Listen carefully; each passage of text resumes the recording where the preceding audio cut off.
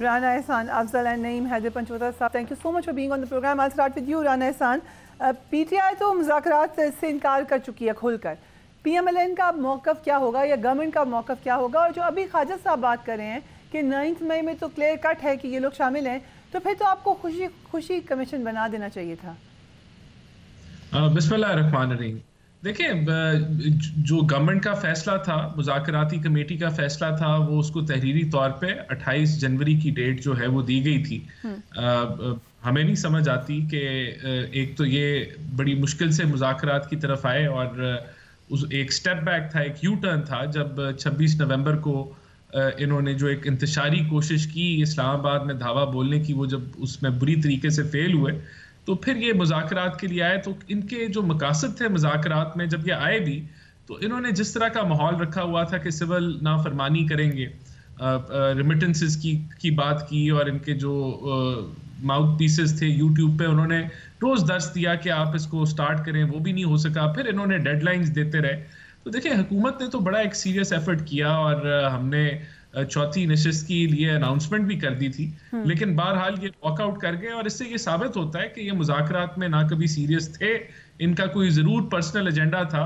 हो सकता है कि जो सजा हुकूमत की तरफ से भी तो ज़राए की खबरें आई कि हमने नहीं बनाना कमीशन. जब हमने क्वेश्चन भी किया, एजाजुल हक साहब से किया, कुछ हुकूमती अरकान से किया, उनका कहना यही था कि हम अभी गौर कर रहे हैं, हमें इसमें लूप होल नज़र आ रहे हैं. सो कभी भी हुकूमत की तरफ से कोई संजीदा सिग्नल नहीं गए कि हम आपके मुतालबात मान लेंगे.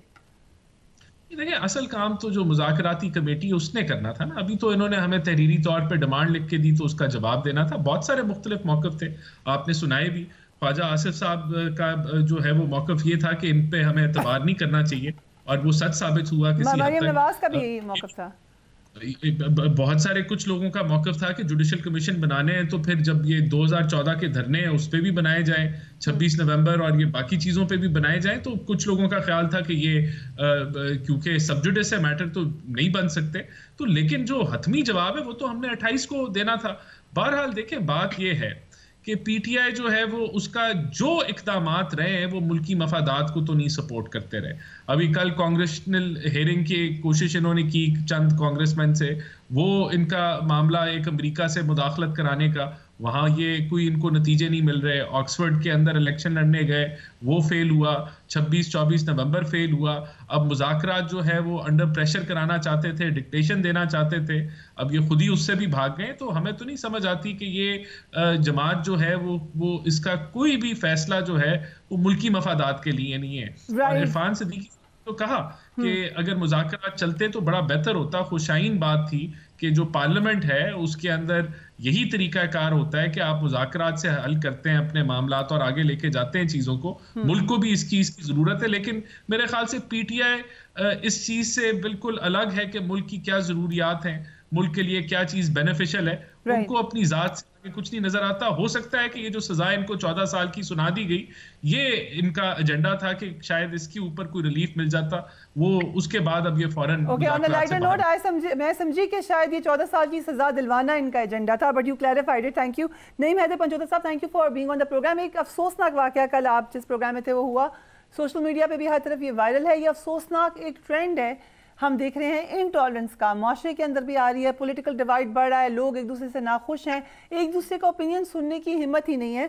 और कल जो बातचीत हुई वो तो बहुत ही नाजेबा एनवायरनमेंट में चली गई, और हमारी बात हो रही थी इस प्रोग्राम की एंकर से, वो भी खुश नहीं थी इस मामले पर. सो डू यू थिंक कि ये इनटॉलरेंस का ही नतीजा है नईम साहब? दूसरा, जो आपने मुज़ाकरात एकदम से ख़त्म कर दिए हैं, सो इट सीम कि आपके पास प्लान भी है? बहुत शुक्रिया, बड़ी नवाज़िश जी, आपने मौका दिया. प्रिया, देखें, आपने हमेशा देखा होगा, मैं आपके प्रोग्राम में भी आता हूँ, एहसान साहब साथ बैठे हुए हैं और दीगर दोस्त बैठे होते हैं, हमारी बहुत ज्यादा बहस भी होती है. But on a lighter note, आज राना साहब ने स्टूडियो आने से मना कर दिया है, उन्हें जब पता चला आप आ रहे हैं. नहीं, उन्हें राना साहब को मेरा पता है, मुझे राना साहब का पता है. तो बहरहाल आपने कभी नहीं देखा होगा कि मैंने कभी किसी के ऊपर हाथ उठाया. कल भी जो इख्तियार वली साहब ने जिस तरह से जो है वो बातचीत की, खान साहब की ज़ात के ऊपर बात की, खान साहब के अगर घर में कोई घुसेगा उनके ऊपर बात करेगा, उनके एरिया के बारे में या उनके ख़ानदान के बारे में, या कोई इस तरह की गलीज़ इल्ज़ाम लगाकर बात करेगा, तो बिल्कुल जवाब उनको उसी टोन में मिलेगा. ये बात ठीक है कि आपने पहल नहीं की, ये बात ठीक है, अफसोसनाक है कि दूसरी तरफ हालांकि वो आपसे उम्र में बड़े हैं, उनकी तरफ से पहल हुई, बट ओवरऑल ये बहुत ज़्यादा इंटॉलरेंस सब नज़र आ रही है। देखिए उम्र में बड़े हैं तो मेरा ख्याल में इमरान खान साहब उनसे भी उम्र में बड़े हैं, जिनके बारे में वो बात कर रहे हैं, क्या उनकी जूती के बराबर भी आपने कोई काम किया इस मुल्क के लिए?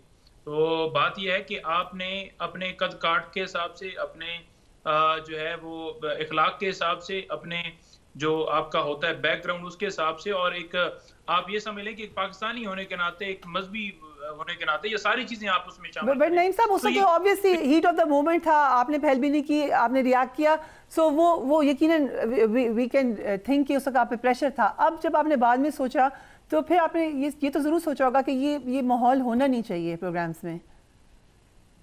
देखें कोई ऐसा माहौल तो उसको उसी माहौल में जवाब दिया जाएगा, और अगर कोई ठीक तरीके से चलेगा तो फिर डेफिनेटली उसको जो है अपना, देखें हम शो के अंदर बैठे होते हैं ना, तो उसका मतलब ये नहीं होता कि आके बैठा और फौरन थप्पड़ मारना शुरू कर दिए।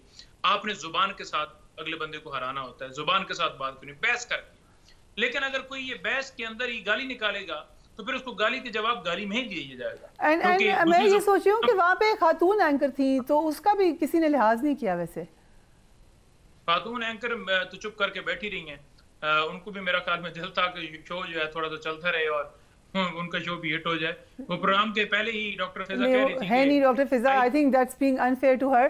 कोई देखिए जब आप लोग प्रोग्राम में जाएंगे तो आपके पास ओपन फोरम है। आपको मैं अगेन कह रही हूँ कि you did not start it, but एक आप उसमें पार्टिसिपेंट हो गए क्योंकि आगाज़ वहाँ से हुआ, लेकिन ओवरऑल आपकी कॉन्स्टिट्यूंसीज में, आपके इलाकों में कैसा तासुर जाता है?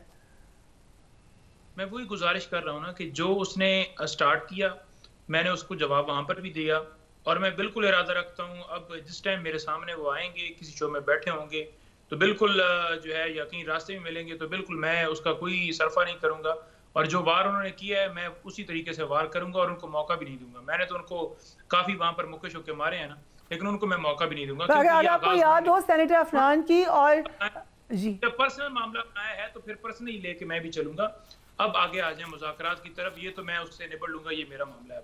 चलें ठीक है, होप कि ऐसा ना हो, आप लोगों की दोस्ती हो जाए। जैसे कि हमने देखा था कि सेनेटर अफनान की जब बातचीत हुई थी, इसी तरीके की लड़ाई हुई थी, तो उसके बाद उन लोगों ने मामला हल कर लिया था। बट लेट्स कम टू मुज़ाकरात, क्या प्लान भी है आपका? देखिए मुज़ाकरात के हवाले से मैं अगर आपको बताऊं तो खान साहब ने बड़ा दो टोक कहा है कि मुज़ाकरात अब नहीं चल सकते। क्यों कहा? आपके साथ मुलाकात हुई है, so you can tell me first hand कि क्या वजह थी? गुस्से में थे? कोई ऐसा वाकया हुआ था? कोई उनको खबर मिली थी? Why he decided that? देखिए कोई भी मामला होता है ना तो उसके लिए डेफिनेटली एक थोड़ा सा टाइम चलता रहता है। जब आपने गोलियां चलाई थी ना, ये खान साहब की हिम्मत थी, हौसला था, और उन्होंने मतलब बड़ा दिल किया कि फिर उस उन्होंने कहा कि हमने ये जो है वो तहरीक शुरू की है, लेकिन उस तहरीक के अंदर हमारी ये टीम है और ये हमारे मुतालबात हैं कि जुडिशल कमीशन बना दी जाए 9 मई पे और 26 पे, और सियासी कैदियों की रिहाई। अब उसके अंदर कोई ऐसा अलजबरे का सवाल तो नहीं आ गया था कि आप समझते नहीं हैं उस अलजबरे को, और ऐसा सवाल डाल दिया गया है कि वो तो नामुमकिन हो चुका है और उसका रिटर्न दिया जाए, फिर उसका रिटर्न रिप्लाई आएगा, जैसे कोर्ट के अंदर प्रोसीडिंग चल रही है, फिर दफा का मौका मिलेगा, फिर उधर से डिफेंस आएगा, फिर फाइनल आर्गूमेंट्स होंगे, और फिर 5 साल बाद या 10 साल बाद या अगली नस्ल में जाके फैसला होगा। ऐसा नहीं होता।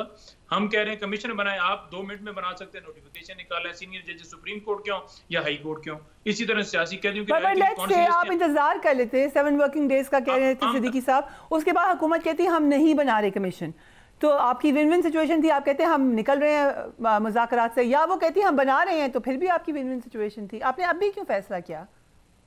देखिए आपने देखा इस पूरे प्रोसेस के अंदर कहीं पर आपको जरा भी नजर आया कि कोई मुज़ाकरात वाला अमल जो है प्रैक्टिकली ऑन ग्राउंड जो है वो फील्ड के अंदर कोई नजर आ रहा हो कि एक तरफ मुज़ाकरात चल रहे हैं, खान साहब को सजाएं दी जा रही हैं, हमारे लोग जेलों में हैं, उनको कोई बिल्स नहीं मिल रही। मैं माजरत करती हूँ मुखल होने के लिए, जो अभी जो राना साहब कह रहे हैं वो बात ठीक थी कि आप चाह रहे थे कि मामला आप लोगों के लिए हल्का हो जाए अल-कादिर ट्रस्ट केस में। देखिए हम नहीं चाह रहे थे कि मामला हल्का हो जाए, आपने पॉलिटिकली केसेस बनाए हैं और जजेस को वहां पर क्या है, और पॉलिटिकली आपने सजा देने के लिए पूरे प्लान करके वहां पर फिक्स मैच के तहत आपने पहले भी सजाएं दी, ये भी सजा दी। आप अदालतों से प्रेशर, क्या जरूरत है हर रोज अडयाला जेल तो सुबह नहा धो के जाने की और पूरा दिन बैठने की और शाम तक के जल्दी से जल्दी दफा हो, 1 हो 2। क्या नवाज शरीफ जरदारी के भी केसेस ऐसे चल रहे हैं? क्या बाकियों को भी चल, उनको तो क्लीन चिटें दे दी गई। तो कल हमने देखा कि साहबजादा अहमद रजा जो कि स्पोक्स पर्सन है, मुज़ाकराती जो कमेटी है हमारी तरफ से बनाई गई है, उनके मदरसे में मौजूद होते हैं प्रेस टॉक करने के लिए, तो वहां पर पुलिस ऐसे चली जाती जैसे मकबूजा कश्मीर है। तो जब ऐसे माहौल के अंदर आप एक तरफ बैठे हुए हैं और दूसरी तरफ धमकियां भी लगा रहे हैं कि नहीं जी ये इनको सजा हुई है, मामला जो अदालतों में चल रहा है, ये 9 मई वाले फला फला है, जुडिशल कमीशन भी नहीं बन सकता, साथ छापे भी चल रहे हैं, सजाएं भी दे रहे हैं, तो हम 10 साल तो नहीं बैठ। ठीक है।